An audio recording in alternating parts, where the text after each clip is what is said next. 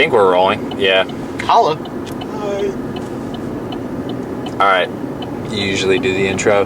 You want to do that, or do you want me to handle the? Do you want me to be the MC since I'm not driving? Yeah. Whose hand is that back there? Is there somebody in here? Not my hand. That's terrifying. You can do that. No! Oh God, it's so bad. Oh God. Every time we turn, this is gonna happen.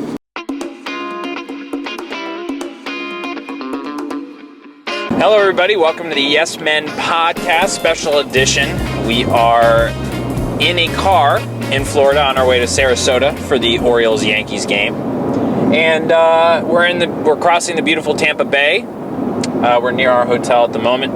We're just leaving Steinbrenner Field, and Lou is driving this vehicle Because you're 12 and can. I'm 23 years old and I can't rent a car, but don't hold it against me. Basically, I've been here for a day and a half, a little bit less. Lou's been here for longer than that. And, you know, it's a Yankee spring training right now that has a lot of storylines. There's a lot of different competitions that are going on. There's a lot of new faces. Specifically, I think right now you're looking at the fifth spot in the rotation. Third base, it sounds like it's Kelly Johnson's job to lose. But, you know, you have some roster battles. Fifth outfielders, infielders, utility guys. Bullpen is totally a question mark. So it's been interesting to be here. Right. You know, some of those are even lesser competitions now maybe than they were even when we got here earlier this week. It's Saturday. Vidal Nuno and Adam Warren are starting today. Nuno here in Sarasota, Warren in Panama. But the way Joe Girardi's board lines up, it doesn't look like they're going to start again this spring. There's, I think, 13 or 14 games left, and it's pretty much that regular six. The four guys who seem to be locked in, plus Phelps and Pineda, that are pretty much going to get every start from here on out. So that competition may be a two-horse race. It may now be a factor of, you know, does somebody get squeezed out of the bullpen if Pineda wins and Phelps goes there? Yeah. And the fifth outfielder, I mean...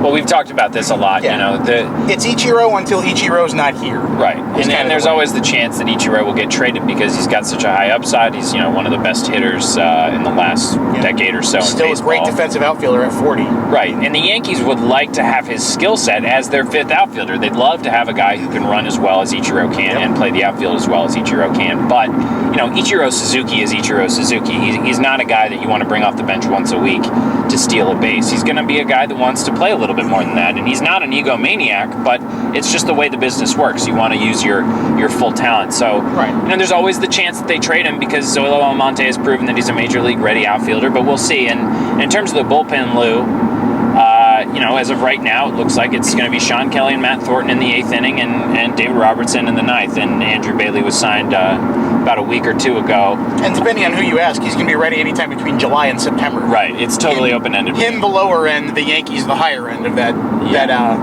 that timetable. And I think that you know, the bullpen has been, you know, it was such a big question mark, and on the negative side of a question mark, a lot of people thought that they didn't have enough sure things in the bullpen. But the thing is, Dellin Betances has came in and pitched great this spring. I mean, he's been lights out. I was just going to say lights out is the word I would use. He's been amazing. You know, he's got the fastball that can go, you know, upwards of 96 miles an hour. He's got a pretty devastating off speed. He's 6'8", so it looks like it's coming even faster than that. He's proven a point this spring that he is a sure thing to make this team in the bullpen. I think that the Yankees would be crazy at this point to not allow him in the bullpen. So he's kind of helped solidify what will be the Yankees' middle relief. And, you know, Girardi has kind of said, without saying it, that Phelps is guaranteed a spot on this team, and Warren is most likely also there. So that's where the fifth starter comes into play, because if Phelps gets that job, Michael Pineda's skill set and his development and everything you want to think about with him just isn't a relief pitcher. He's not... A little wiper action. Yeah, I did. I needed to clear the windshield. Every skill set he's got is just not conducive to say, well, we'll put him in the bullpen. So if Phelps is the fifth starter, then maybe Warren is the long guy and there's an extra spot in the pen. If Pineda's the fifth starter, maybe Phelps is the long guy or Warren is the long guy. or Warren's the long guy and Phelps is in a one-inning reliever, and that extra spot is gone. And what about Preston Claiborne, who pitched well early on last year when he came up, struggled a little bit down the stretch? Where does he fit into the equation? There's still a lot of questions, but Betances, as you said, maybe has answered one. And there's one point that I made today to Matt Stucco, who's our colleague for YesNetwork.com, and Jack Curry. And I said, there's a very good chance that David Phelps gets promoted to the bullpen. That the pitching coaches and Joe Girardi's coaching staff realize that David Phelps has such a good head on his shoulders. His body language on the mound is better than any young pitcher I've seen in recent memory. He can handle losses very well. He understands how to pitch. Is he electric? Does he have fantastic stuff? No, but he gets it done. And what I'm saying by promotion into the bullpen is that they might say, this guy has stuff to pitch in the 7th or 8th inning. This is the kind of guy that can come in and get a big out. So they might look at him as too valuable of a piece almost to put him in the rotation when you have a guy like Michael Pineda who can who can be a starter and be good at it as well. And Phelps has been working, he mentioned after his start on Friday that he's been working kind of on an over-the-top slider, something with a little more like, I don't know if you can kind of really see the motion I'm making there with my arm, but kind of an over-the-top slider that is a little bit harder, sharper of a breaking ball than maybe his usual one, which, I mean, anybody will tell you, the more pitches you have and the more pitches you can get over for strikes, the better. He feels that it's a pitch that he can kind of use down and away to righties, to kind of come across the plane and get him reaching. So, that's going to help him. And if he goes to the bullpen, then he can throw that with his regular slider and a fastball, and he can be a power guy. Again, he's not going to overpower you, but he can do it. And, he gets it as well. David Phelps, in addition to being, anything you want to say about him athletically, David Phelps is a bright kid. He gets it. He's been here. This is his 3rd year now, that he'll be on the team. And he was the long guy, and then he was a starter and a long guy and a reliever. He just knows whatever he can do to help the team. He wants to start. He said he wants to start. He's made no secret about it. I'm a starting pitcher. I want to start. But he gets it. If his best role to the team is the 7th inning, or if it's the long man, or if it's whatever, his day will come. He's not going to be upset if that day isn't today. Yeah, he's clearly got a good head on his shoulders, like you said, and that's something valuable to have. I'm sure Joe Girardi really values him highly because Joe Girardi knows that Phelps is going to give it his all no matter what position he ends up in. Right. And you've got a guy today pitching in Vidal Nuno who, whether it's Phelps, it's Warren, it's Pineda, it's somebody. We're having some camera difficulties with our amazingly rigged setup. This is amazing, by the way, that we're doing this. Not to toot my own horn, but right. I mean, so you're gonna have to excuse the 30 seconds of Doug's hand in the camera shot because whatever. We're trying things.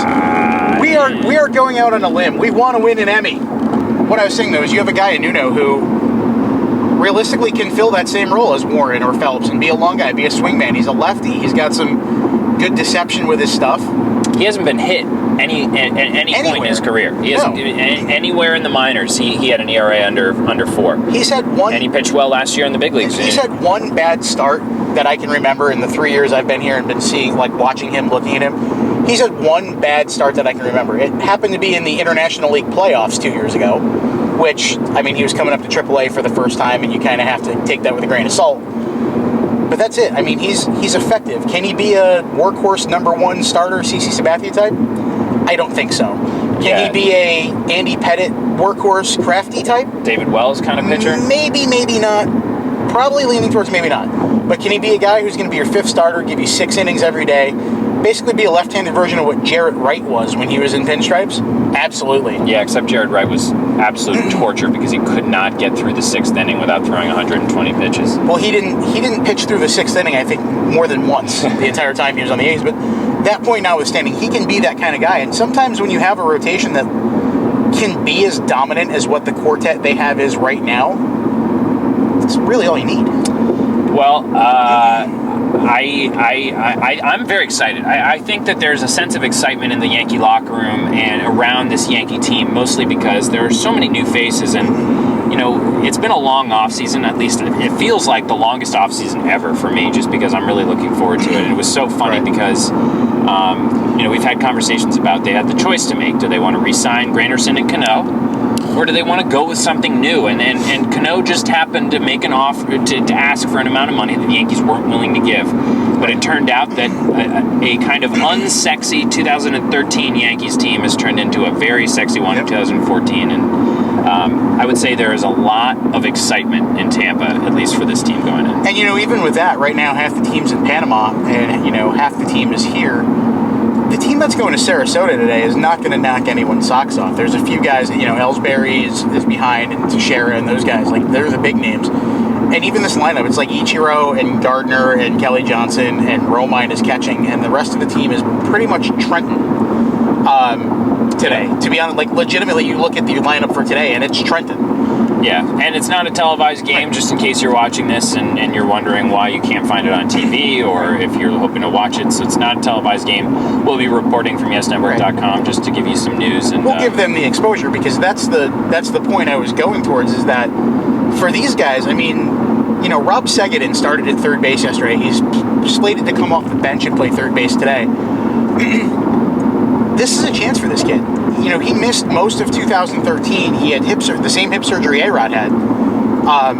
He was out after, we saw him in late April, and he had just gotten hurt, and he never played again. He had the surgery, and he was done. He missed a year of development. He's kind of buried, if you want to use that word, in the minor league system. This is a chance for him. If he has a great game, people are going to be like, hey, who's this Segedin kid? Yeah, it's a chance for all those guys. And it's equally exciting, honestly, because there are certain things about spring training when you're watching Carlos Beltran hit, it doesn't really make a difference how he performs in spring training. Rob Segedin, like you said, this should make a whole difference in terms of how he's viewed in the organization and by fans and how much he's noticed. So it's an equally exciting thing. Some traffic. Florida traffic. It's a Saturday. Just reached Florida traffic. Lou, you can barely see you. Oh, well, that just happened when I slowed down. So all right, well, I guess that's it. We wanted to come to you from the car just to, make it different. I teased you guys last week, if you listened to the podcast, that we would have something a little different lined up for you, and this is definitely different, so, hey. Yeah. I'm true to my word. I'm a man of my word.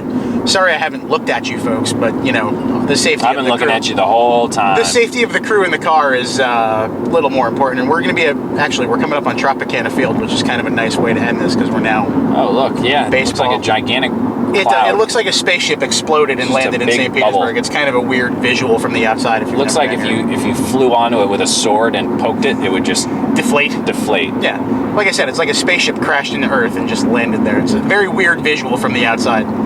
But sorry, you can't see that, but it's just for our enjoyment for now. Sorry. We're going to enjoy it. I can't move the camera or else, you're not going to see us. You're getting cut off again. So I guess we're going to say so long here from Lou's rental Chevy Equinox. Domo done. I am Doug Williams. I'm Lou, as always. He is Lou DiPietro. And we are going to Sarasota. We will upload this as soon as possible for your enjoyment. And we'll be back next week with a regular podcast where you don't have to look at us in a said Chevy Equinox. So long, everybody. Take care.